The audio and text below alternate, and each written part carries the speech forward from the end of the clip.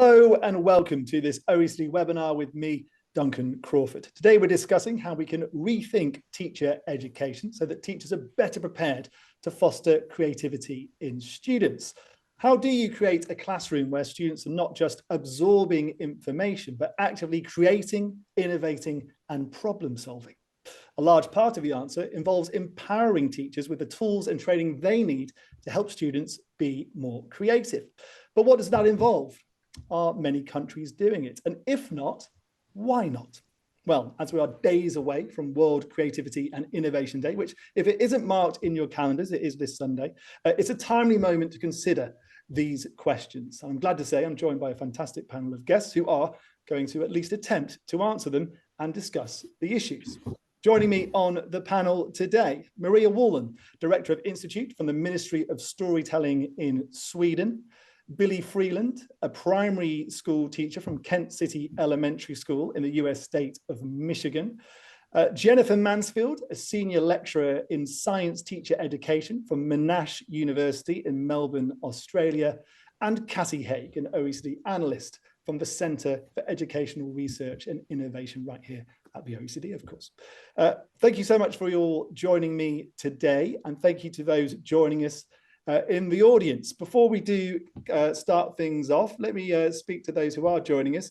Please do get involved. If you'd like to get involved in the chat by sending in your questions, please do so. There is a chat function at the bottom of your Zoom screens. Please do try to include your name and where you're from, and I will try to get through as many of those questions as possible. I can see there's people joining us from Portugal, from Turkey, from Oman, from Belgium, from Spain, a whole host of places. This is a very international webinar, so welcome. Right then, let's kick things off. First up, let's hear from Cassie Haig, who's going to talk more about the role of teacher training in supporting creativity in schools. Over to you, Cassie. Thanks, Duncan. So, just really to set the scene to start off with, I invite all of you that are watching to kind of picture in your mind's eye a science lesson, a mathematics lesson, a geography lesson, in which students are developing their creativity.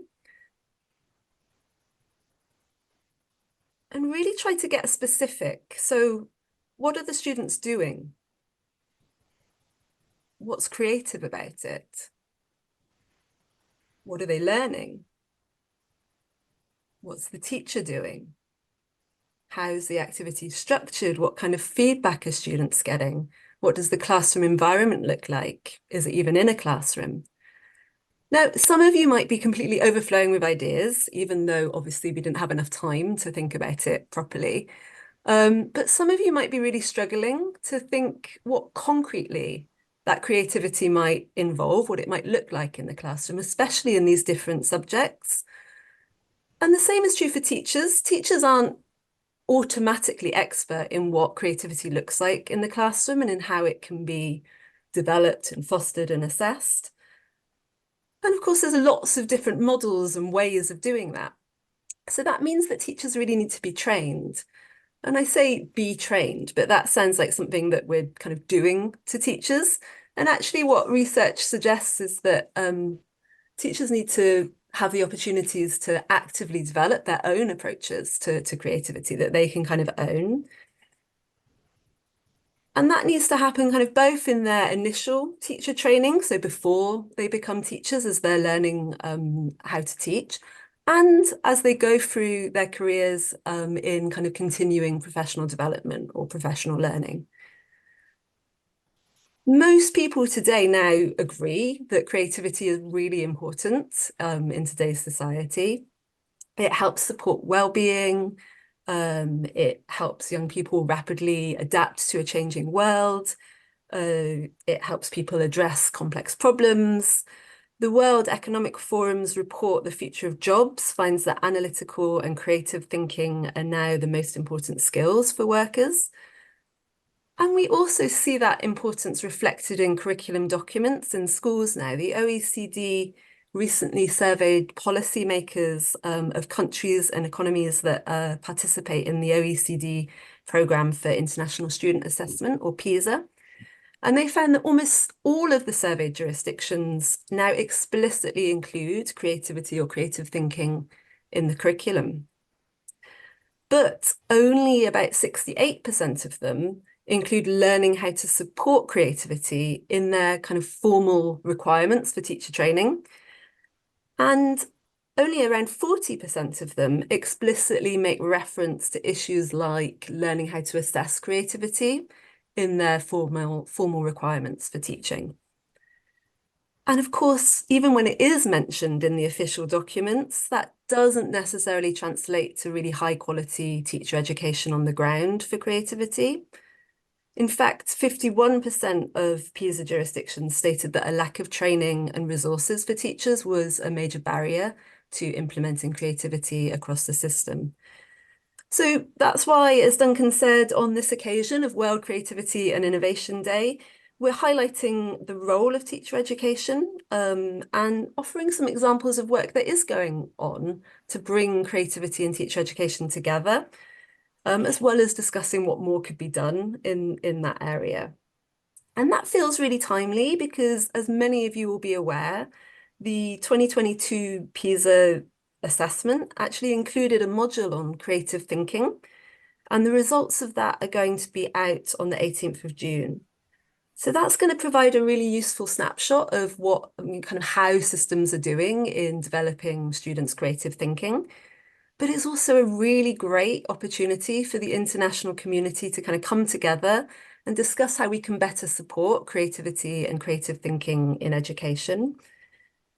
And we also have a project at the OECD that develops practical resources for supporting creativity across education systems. So that project works with educators and teachers, and they receive professional learning, and then they develop lesson plans for their subjects. And those lesson plans include a kind of explicit focus on developing student creativity and critical thinking. And that's based on a shared definition of creativity that we set out in rubrics. And the teachers then go out and try those lessons in the classroom. They monitor the results, they improve them over time, and then we publish the final versions to show kind of examples of concrete ways that creativity can be fostered. And there's also a higher education strand, which involves many different subjects, but it includes a strong focus on teacher education. So people that are working in higher education institutions, training teachers, and they, much like the teachers themselves, develop approaches to creativity and try them out. And that's about helping candidate teachers both support their own creativity and develop methods to support their students' creativity in the future. So that project takes place in 23 countries in total. And one of the panelists today actually participated in that project. But during the course of it, we've learned an awful lot about what educators need to learn in order to develop creativity. So one of the recent developments of that project is that we've brought all of that learning together in a professional learning framework. And the idea is that that's going to be adapted and implemented to support teachers and teacher educators to develop creativity. And I'll say a lot more about that later, but the development of that framework is really a recognition that teacher education is really important as an enabler of creativity in education. So that's all I have to say. I'm really looking forward to this discussion, and I think we've got a great panel here of people that are involved kind of really on the ground in supporting creativity in teacher education and in schools. So I look forward to talking more. Thank you so much for those opening remarks, Cassie. Lots of interesting information there and lots of interesting questions being posed as well. So let's get right into it. Jennifer Mansfield from Monash University in Melbourne. Why don't we start with you? You teach candidate science teachers and have also been involved in the OECD project for creativity and critical thinking. So I suppose it's an obvious question to start. Why is it important to teach prospective teachers about fostering student creativity? Absolutely. Thanks, Duncan. Well, first of all, teachers are the professionals who are supporting the young people to develop into the adults of the future. But when we think about preparing young people for the future, there's a lot of uncertainty. You know, what sort of future are we actually preparing them for? And how can initial teacher education support the teachers of tomorrow to best support the young adults of tomorrow? And so we can help them develop things like skills, dispositions, resilience, for example, comfort with uncertainty, problem solving, but probably all of these skills require a bit of critical and creative thinking, and they're underpinned by them. So my experience in the OECD project was to actually look at how we were infusing critical creative thinking into our teaching in initial teacher education. Okay, and if you don't mind me asking you a quick follow-up, what's the situation at the moment then? Would you say many of the wannabe teachers you teach have a good grasp of how to support creativity, or is there a blank space for many of them at the start? I think there's a bit of uncertainty around what critical and creative thinking looks like and feels like.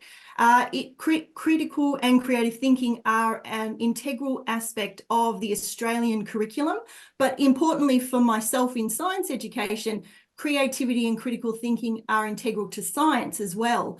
And so it's something that our pre-service teachers need to teach, but there's not necessarily a really good understanding about what they look like. A lot of people agree they're important, but if we start to try and break down what creativity means, sometimes we can just say, oh, well, it can be a creative output, but not necessarily giving enough weight to creativity itself in terms of process. And so we've come to appreciate, and in ourselves as well, that the idea of creativity and what it could look like in practice is actually not very well understood. And so this project was very helpful for helping us to appreciate what we thought creativity was, but also noticing where we were being creative, but also how we were supporting our pre-service teachers to notice that creativity, but to think about how they would then be starting to teach creatively themselves and nurture creativity in their students. Thank you for that, Jennifer. It'll be interesting to see if other panelists have similar situations in their parts of the world. Let's turn to Maria Wallen, Director of Institute from the Ministry of Storytelling in Sweden. Thanks again for joining us. You work across Swedish schools to promote creative learning projects. How would you describe the current situation? Are Swedish schools routinely successful in teaching creativity or not? Well, I would agree with Jennifer that there's a large awareness of creativity and the positive effects, the outcomes for the young learners themselves. But there are also a need to have more tools to understand why and how. So that's, and in brief, what we do at the Ministry of Storytelling, we work with socioeconomically underprivileged schools across Sweden by supporting both teachers teaching and their actual learning. And also, of course, that involves the young learners themselves. And what we do is that we rely on research and proven experience when it comes to the aesthetic learning processes, with creativity and storytelling as a multidisciplinary kind of core in all we do. And we have for several years, I think now 13 or 14 years, systematically developed creative school programs. And we do it in collaboration with up to now, I think about 7,000 teachers from these schools. And that's I would very much like to emphasize that that is a very important and vital part of our work, to listen, to understand, okay, does this work or doesn't it work? And why and how can we support you in your teaching for the sake of the students, of course. And what we do is that in our method, we rely on three basic components, and which kind of follows the principle of show and do, don't tell. And these three components, they combine the theory, the practice, and also, the theory, the best practice, I should say, peer learning, and also working tools. We give the schools different kinds of like teacher guides, lesson plans, but also artifacts, well-crafted artifacts in the purpose is to awaken the meaningfulness, the curiosity among the young learners. Why do you think promoting creativity is so important? And just a quick follow-up to you. Is it more important now than it was, say, 30 years ago?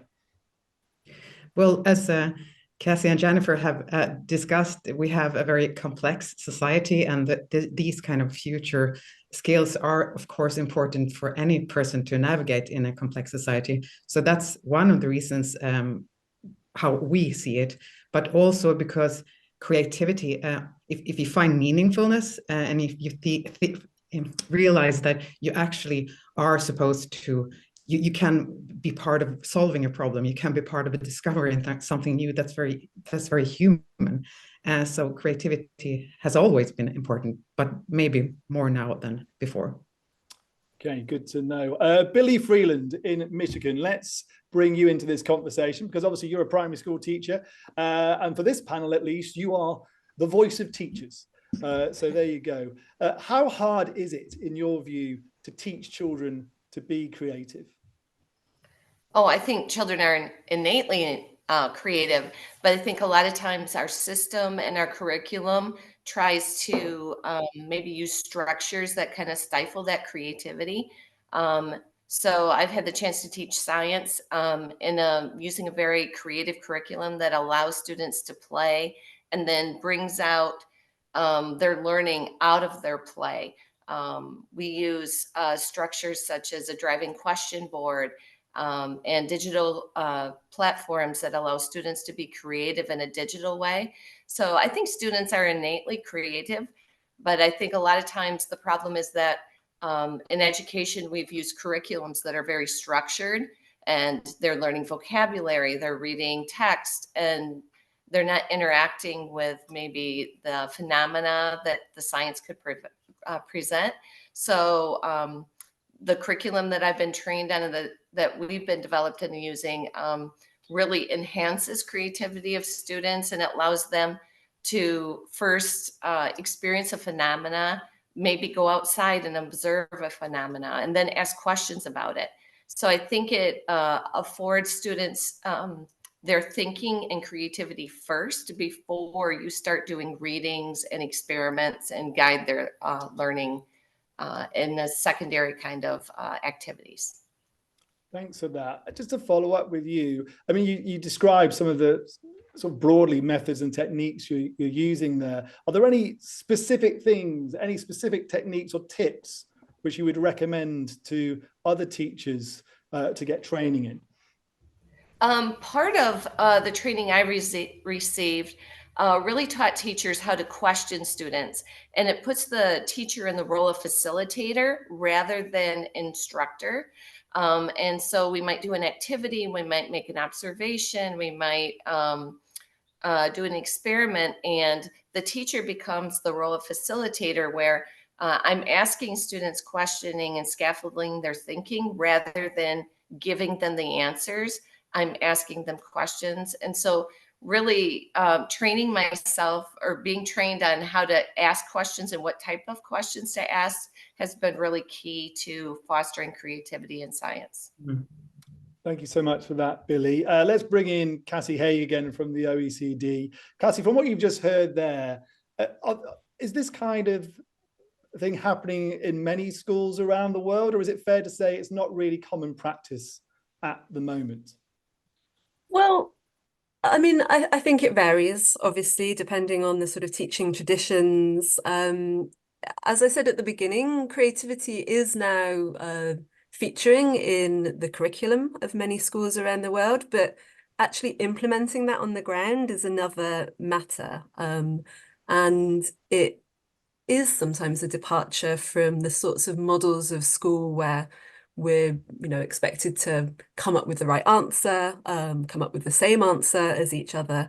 So this sort of move that Billy's talking to questioning students, to using kind of driving questions where there might be multiple possible answers to that question, can be quite new in some contexts and to some teachers. And there are individual teachers that do it really, really well. But the extent to which it kind of happens at a more systemic kind of level, in a really explicit and intentional way, that's probably a bit more lacking at the moment, I'd say. Okay, thanks for that, Cassie. There are lots of comments and questions already coming in. Just to go through a few of them, Bev Friedman saying curiosity is linked to creativity. Kausal Yadav saying, in this rapidly changing world, creativity is the only tool to make young citizens resilient.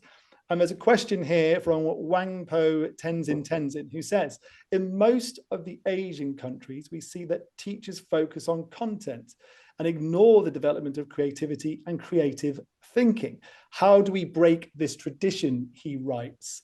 I'm not sure who on the panel is best posed to answer this one. Cassie, you just looked at me as I said those words, so I'm going to throw to you. Cassie Haig from the OECD, do you have any idea? How do we break this tradition which Wango Tenzin talks about in most Asian countries, that they are ignoring the development of creativity and creative thinking? Well, I don't think that's restricted to Asian countries. I think that that happens quite often. We do often have curricula that focus on content knowledge, and of course content knowledge is hugely important. We can't move away from that, but I think what we tend to argue in the creativity project is that actually creativity, critical thinking can be developed as an integral part of developing content knowledge. So there's not necessarily a big divide between subject knowledge on the one hand and kind of competencies like creativity and critical thinking on the other hand. But in fact, there's ways to bring those things together. But it depends on teacher education, on kind of alignment across the system, so that assessment and evaluation frameworks link up with what's in the curriculum, and that there's a kind of openness to innovation and developing the kinds of teaching techniques that can support creativity. So it's about changes kind of both for individual teachers, but then also on the school level and on the system level, towards more openness to integrating these things in education. But I'm sure other people may also have ideas. Well, before we move on, I'll quickly ask, anyone else on the panel want to come in on this, or do you want me to move on? Silence. In that case, I will move on. Very good. Well, let's move on to what forms of teacher education there are to support creativity. If I can come back to Billy Freeland, I think it's a good idea on this one. Billy, I've been told you're involved in a project with the Create Center in Michigan. Tell us a bit about that and what it wants to achieve. Well, in my district, I'm from a very small rural district. We have about 100 students per grade level. And about 80% of them are economically disadvantaged. So we're just a small school that, you know, we don't receive a lot of support, or we don't have a lot of connection with professors at the university level and projects happening. And our school was chosen to be part of a study with Michigan State University developing a curriculum, multiple literacies, project-based learning, to promote science and this type of lessons that promote creativity and science. So we were asked to be part of the study just because of our economic position, that we fit the data that they needed to support their study. So it was just by chance that our school was selected to have this connection. And once that connection was built, it really changed my teaching. I was in a 5th grade classroom previously where I was being given scripted lessons. I was told what to write on my board, and I was really ready to walk away from teaching. I mean, I didn't become a teacher to read a script. And so these lessons afforded me the chance to be creative, with students, to change the lesson and think on my feet as a teacher, and not just simply read, you know, from a script of what I should say or the books I should use. So I really think the opportunity for teachers to interact with projects at the university level has changed my career. The position I have now, our principal created science lessons. So I teach science all day with kindergarten through 5th graders. It's really drawn me back to teaching, and I found my love of teaching again, because I can be creative with students as a teacher, and I'm supported by the universities. It's interesting how you say the impact on yourself as a teacher, how it's made you enjoy teaching again.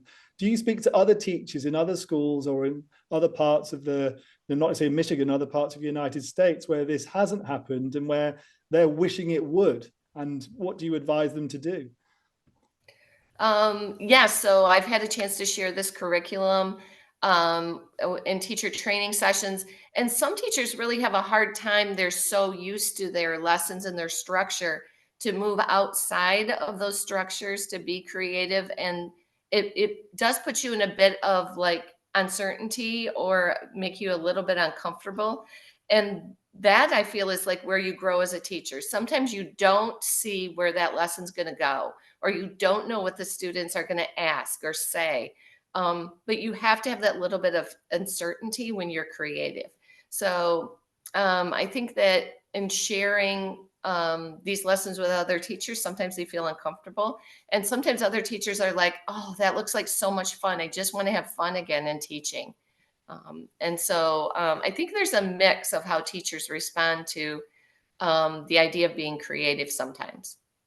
On that subject, let me bring Maria Wallen back in, because how hard is it to teach teachers to teach children to be creative? Are some just not naturally going to take to it? Well, that is a big and I think maybe a question with open answers. I think a lot of people would answer it differently. But of course, from our point of view, what is really important is to respect the teacher's profession and the time the teacher have to teach. So in our experience, we feel that, we're actually told that the teacher community understands and welcomes this subject and also our support, since it's designed from kind of their specific needs, like you just witnessed, Billy. But our experience is also that many Swedish teachers are positive and curious to the creative aspects of teaching and utilize creativity. We recently conducted a teacher survey, which actually confirms this. But we also find that teachers are kind of still believe that, or not all of them, but kind of the education system, that creativity is an aesthetic expression solely, rather than also problem solving, all of these abilities that we're discussing right now. And I think also one of the questions was, so Swedish teachers also report that they experience time constraints, a lack of good materials, and especially more opportunity to exchange experience with other teachers. So what we have done in order to meet these challenges, our professional learning and school programs are built on 5 cornerstones, which I think a lot of you guys are familiar with, to enhance learning. And they include, these 5 cornerstones include curiosity, persistence, collaboration, of course, among the students, but also among the teachers, and also with social institutions. Our programs, for example, include universities and museums like Nobel Prize Museum, in order to widen the world for the students and also help support the teacher in its training. I always say, like, maybe the really important part is imagination as a cornerstone, because these programs that we develop and support the schools with, they leave ample room for children's imagination to take place in order to try to find new solutions into these open-end problems that they are presented with and are kindly asked to help solve. Thank you for that, Maria. One comment which has just come in, one of the many relevant comments, I'm going to read out one of them. Andrea Naletto, writing in that a simple step toward becoming a creativity fostering teacher is mastering the art of questioning, which enhances divergent thinking among students. Teachers should learn to ask more questions, listen more, and talk less. Smiley face. Thank you to Andrea for that. And Maria, a quick follow-up, actually, I suppose, linked to that. Practically, what do you think is needed in both initial and continuing teacher education to better support creativity? I think what we often encounter is that once the implementation of these kind of tools and these environments are introduced in the classroom, it kind of awakens creative ideas and teaching strategies that teachers may have used previously in their teaching or in their training and been inspired by. And that actually provides new knowledge that is brought into their other teaching. So this is, I think, maybe the knowledge and the competence and the insights are already there, but it's kind of, sometimes it's just reintroducing these different strategies to foster creativity. Thank you again for that. And another comment here from Ruth Matthias Bear, who says, my PhD student found out we speak about creativity, but even in art schools and in teacher training, we claim to use creativity, he writes, but do not actually train it or teach it. So there you go. Jennifer Mansfield from Monash University, let's bring you back in. Sorry for keeping you waiting for so long. There's lots of different types of train the trainer projects out there. What sort of creativity promoting practices would you like to see put into place as part of initial teacher education? Yeah, absolutely, Duncan. So in our research that we did into our practice, we found that there were sort of three core elements we think are important. So first is becoming sensitized to critical creative thinking, particularly in our practice, but also developing a shared language and better understanding the nuances of what actually constitutes being creative. And then thinking about the conditions that we can create that actually nurture critical creative thinking in ourselves, but also are we modeling that and making it explicit to pre-service teachers? So in our research, we developed a shared language by using the OECD critical creative thinking rubrics, which helped us to actually name and frame it and break it down in a way that we hadn't thought about it before. And we did notice when we did that, we were actually being we were being creative in our teaching, but we were also asking our students to be creative in what they were doing, but also in their assessment. So for example, we got them to interview some learners about their alternate conceptions, and we asked them to create a lesson plan, but we encouraged them to take pedagogical risks in that lesson plan by asking them to teach in a way or plan in a way that was different to what they had probably experienced. So similar to what Billy was saying, we wanted them to be pedagogically risky by actually being more student-centric in their teaching rather than being teacher-centric. And so that degree of risk and uncertainty made a lot of them feel a bit uncomfortable. As Billy said, we noticed that in our students. But we had to give them permission to be pedagogically risky. And so by modeling that ourselves and saying we are being pedagogically risky when we relinquish control and we don't necessarily know where the lesson is going to go, it's sort of held in suspense. But in doing that, we're modeling that practice, but we're also giving them permission to try that themselves. And so asking them to think about what their role is as a teacher. Are they meant to be the font of all wisdom, or are they co-learners or lifelong learners, and are they modeling that for their students? And so there were a couple of our experiences in particular. Another thing that we asked them to do that was a very creative endeavour is to draw on ideas that are from different disciplines or different areas and bring them into, say, science education that they might have seen modelled in another school in a different discipline, but they might not necessarily have thought to connect that pedagogy but a different discipline, and making those connections between what initially seems not related is a creative thought act. And so encouraging those sorts of connections and showing them when we were making those connections. So modeling that practice was also really beneficial. So there are a couple of ideas that we noticed. When you're promoting these kinds of practices, do you ever come up against opposition from certain teachers who aren't in favour of what you're recommending? And are any of their concerns what you would consider to be valid concerns? Yeah, absolutely. Stepping out of your comfort zone is always going to create a sense of uncertainty and unrest, but we're always uncertain. We're more often uncertain than we are certain. And so we do get pushback from a lot of students that want teaching to be the way they were taught. And so wanting to hang on to that certainty, because if you're changing professions or if it's a new profession, of course you're going into it going, I don't know much and I feel like a novice. I have to have at least something that I can grab onto that gives me a sense of confidence. And so it's helping to support pre-service teachers to think, yes, you do bring a lot of really good qualities, but there's a lot to learn. And even if we've been doing it 20 years, we're still learning and developing our professional knowledge. And that's okay. That's what it means to be in education.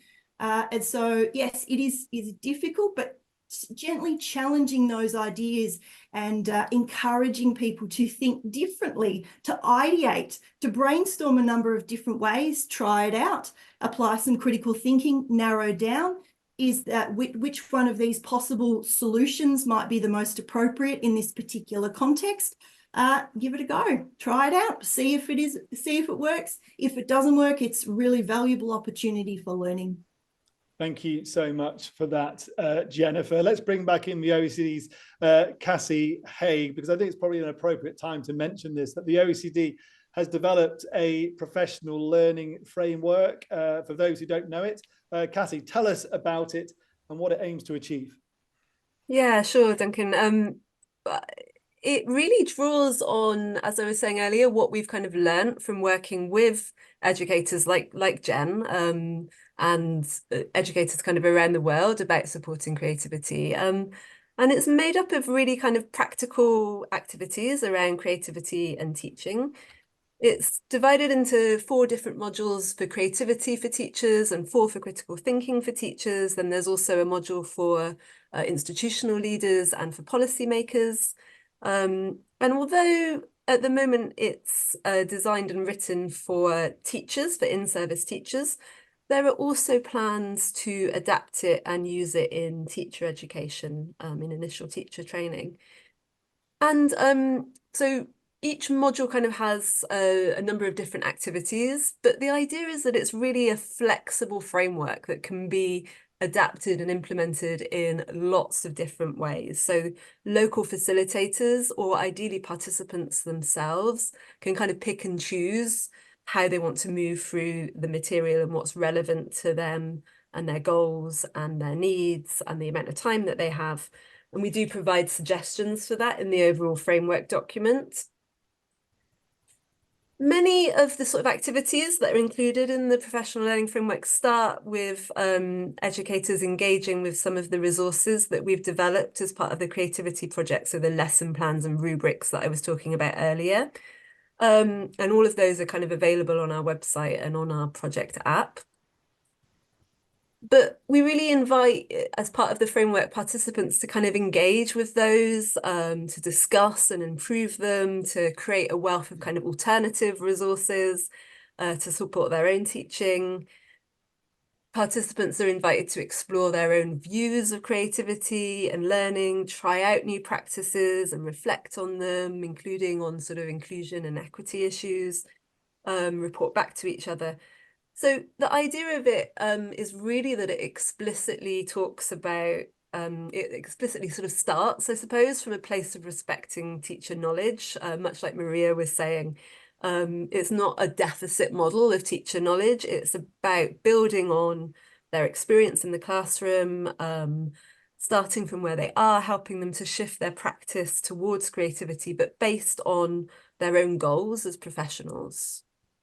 Thank you so much for that, Cassie. Thanks again too to everyone who's writing in questions and comments. I will try to get through as many of them as possible. And there's a specific question here for Maria Wallen, a question from Tom Soderberg, who'd like to hear more about how the Ministry of Storytelling in Sweden's programs are structured. Maria Wallen, over to you. Right, thank you for that question. Well, we have, as I mentioned previously, we work out 3 components. It's theory, it's best practice, and work tools. And all these 3 components are interlaced during the course of a school year, for example. So what the teacher receives different kind of training sessions when we're talking about the theory part, involving, for example, creativity, critical thinking, cognitive science, language development, etc. And at the same time, they are offered to interact and exchange experience, i.e. the best practice, with other learning professionals, as well as our own actual trained teachers that are part of our Berättarministeriet, Swedish Ministry of Story. And the third part, the work tools, are very important, because once they are integrated in the classroom, or most of this is during classroom, in the classroom, but also the students, they, as I mentioned, they be other social institutions around Sweden in order to interact, in order to understand that there is higher education, that there are museums, and the social kind of environment that they are going to meet as adults. So that all these three components are always interlaced during a course of a semester, for example, or a school year. And then it's really, really crucial that the practice, that the teachers, they work together as a team in their teaching, and they practice it, and then maybe go back to theory, and then over to practice again. So it's kind of yeah, and the 5 components, curiosity, for example, is really, really crucial to make this feeling of I want to learn more in the students available and motivated.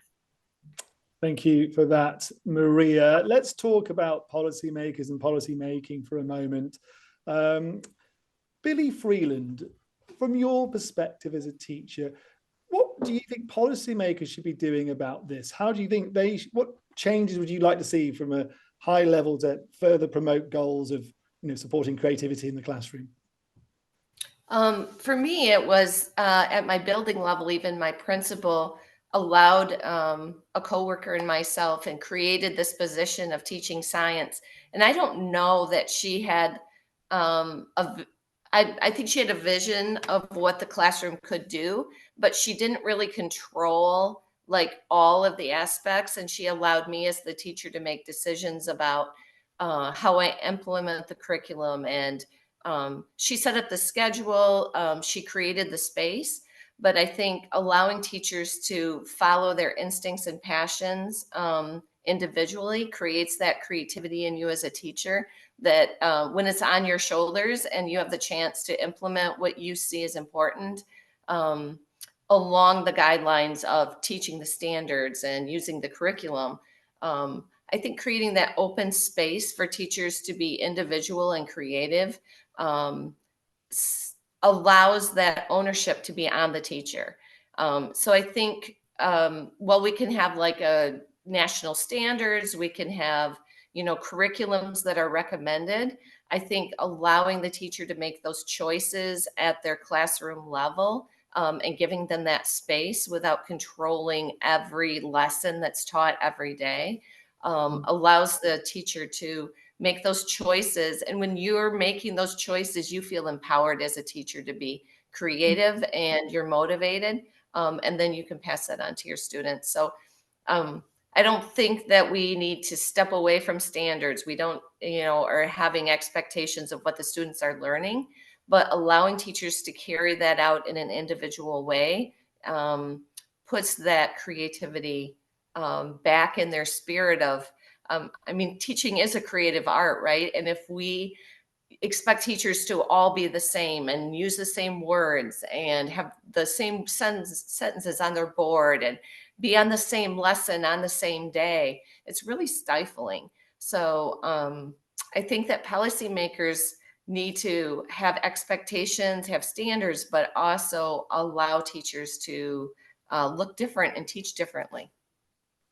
Thank you for that, Billy. And look, I'm going to give you a quick follow-up if you don't mind, because there's a question here from Sarah Karigi, who says, giving students the freedom and time to reflect through teamwork and critical thinking and deep thinking would support creativity. But does learning and teaching creative thinking take more time? Are there time limits in the classroom which impede the teaching of creativity? I think that's the biggest struggle for me as a teacher is my given amount of time with students and all the things that I want to do with them and all the things I could do with them. And so that even causes me to do even more thinking critically as a teacher because I have to limit and source my activities to the ones that I think they're going to be most effective. So that also puts that on myself as the decision maker in the classroom.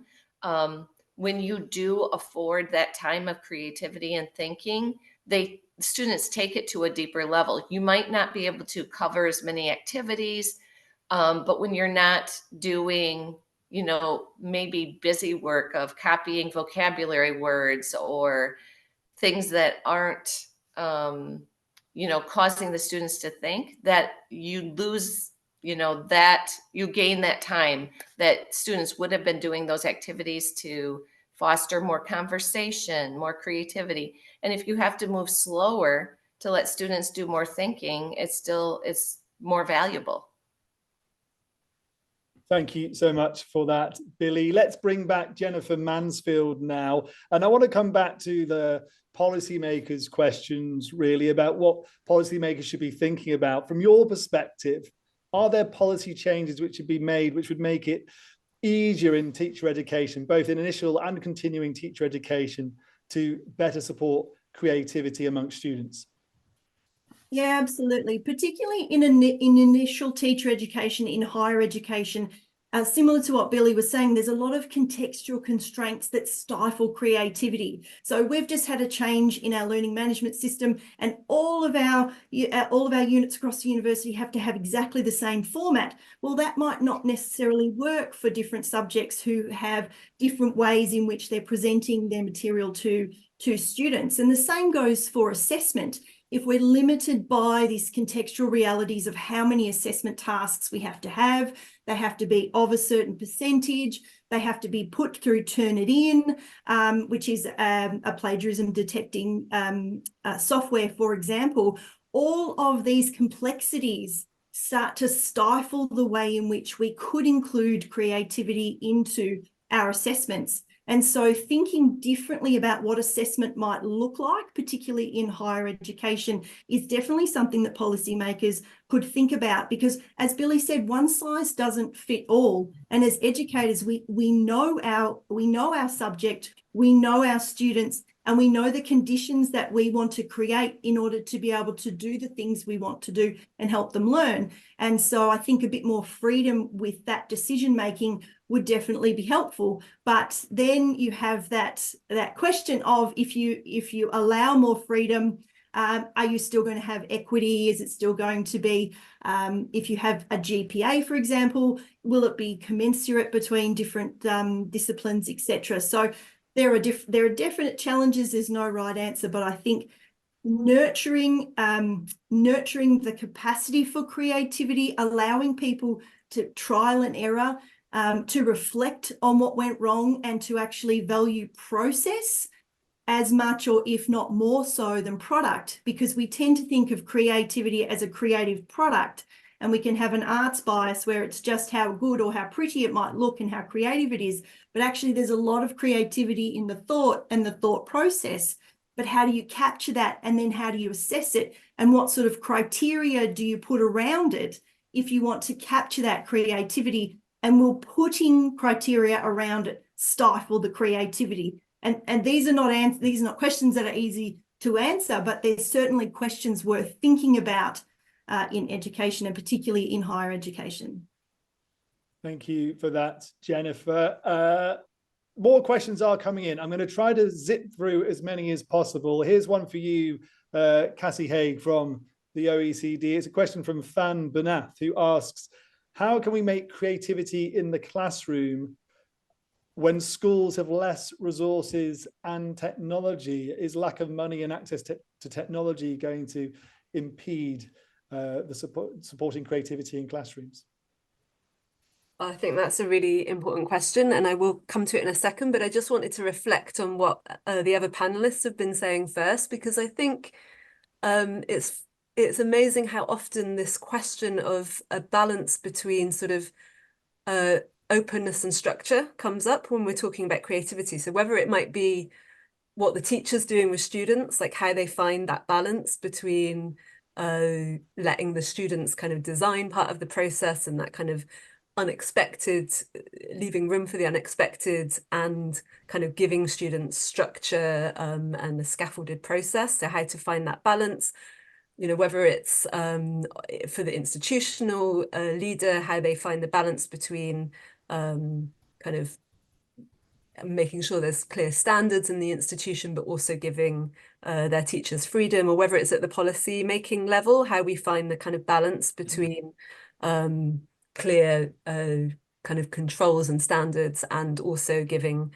teachers autonomy. I think that's just a really important sort of central question that we see coming up again and again. So I just wanted to reflect on that because I hear it coming up from the other panelists. And in terms of resources and technology, I think that is part of, resources are clearly part of the equation. They're clearly very important, but they're not by any means the only thing that's important. And technology too can be a kind of kind of divisive kind of issue, whether, you know, obviously we can use technology to develop creativity, but it's also important to develop creativity in a sort of hands-on method. So I'm not giving you a clear answer there, but I think, yes, that's part of the issue, but it's by no means the only thing that's important. Okay, thanks for that. Maria Wallen, let's come back to you. And a few people have been asking this in the chat, or questions along these lines. Are there certain aspects of teaching or certain subjects where teachers are going to find it easier to teach creativity? For example, how would you train a geography teacher, for example, to be more creative and to support creativity in their students? Well, that is a good question also, because that is what I know a lot of different teachers discuss or think about. Like, I'm the maths teacher, could I do this? Or I'm the geography teacher. But it's of course innate in all subjects. That's what we do. And I would like to say also regarding the policy discussion also, that we notice that creative learning may actually be a dormant potential in Swedish education, which probably is why we get so much positive feedback from the teachers and the school managements, because of the support that we offer. In order, Billy, you put beautifully word on the teacher profession itself, that it's actually a creative art that is daily performed. But to be more specific, what we do is that we both, no matter what the subject may be, it's important to make sure that there is meaningfulness. I return to that meaning because that's actually one of the drive forces.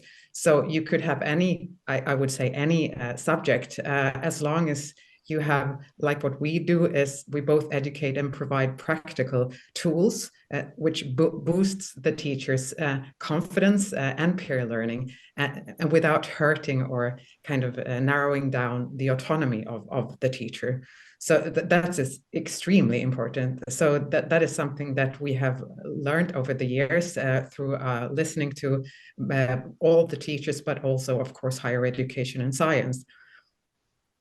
Thank you for that. Billy Freeland, if I can bring you in on this, but on the same question really, are teachers teaching different subjects, do they all need to have training to help them learn how to make students be more creative? Are there certain subjects where it's more important than others?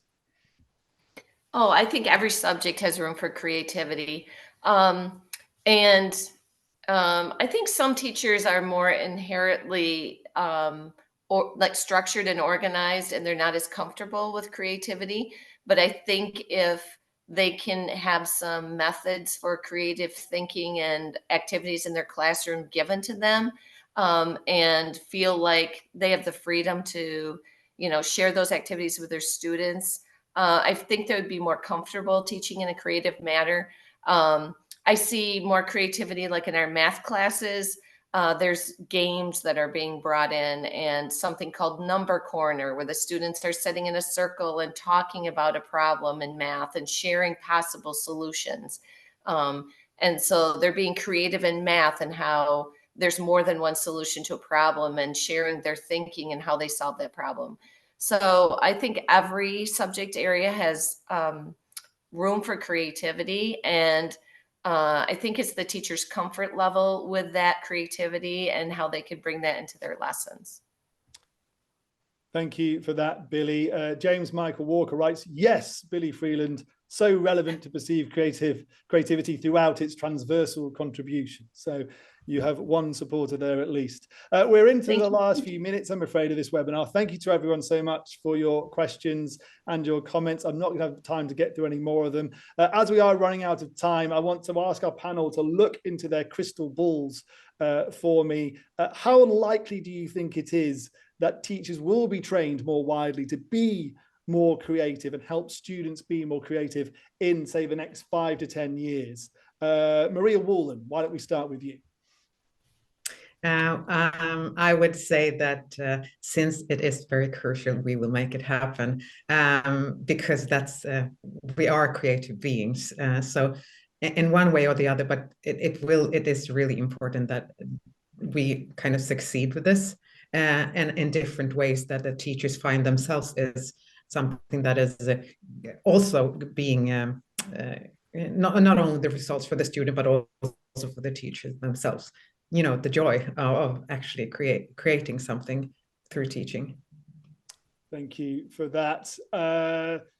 Jennifer Mansfield, what about you? Are teachers going to be trained more widely in the years to come to ensure they support student creativity? Yes, I think so, Duncan. We're seeing it become more prevalent in curriculum documents. We know the Australian curriculum has it as a cross-curriculum capability. And so, yes, there's going to be more demand for how can we actually teach critical creative thinking in classrooms. So I hope that it will become much more prevalent in education sectors for sure. What about where you are, Billy? Is it a hope, or do you think it's definitely going to happen? Is what's happening in Michigan going to spread across the whole of the United States? Oh, I hope so. I think so. And I think in places where you wouldn't normally think of it, I think in digital techniques and programs that students are interacting with digitally, I think they're showing creativity there.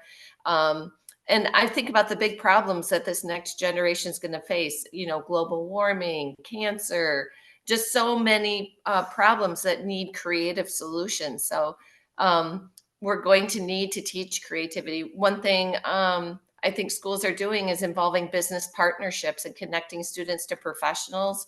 And I think that's a strong way to move towards creative thinking in our students and those careers that we hope they have. Thank you for that, Billy. And last but not least, the OECD's very own Cassie Haig. Now, Cassie, I'm not going to suggest that you should be negative here, but I'm asking you from a global perspective, not just one country, all countries around the world. Do you think we are going to see teacher education having more of a focus on supporting creativity across the world, or not, in the next few years to come? Wow. Well, what can I say? Education systems can be slow-moving beasts, and when you change one thing in an education system, you have to change a lot of other things to make sure that the education system is aligned and that everything is kind of working together in a coordinated way.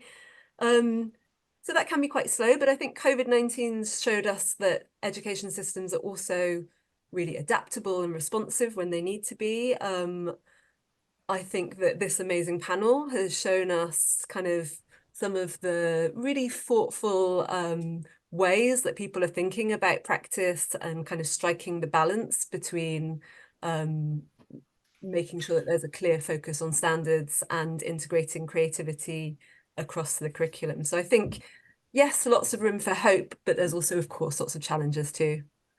Okay, right.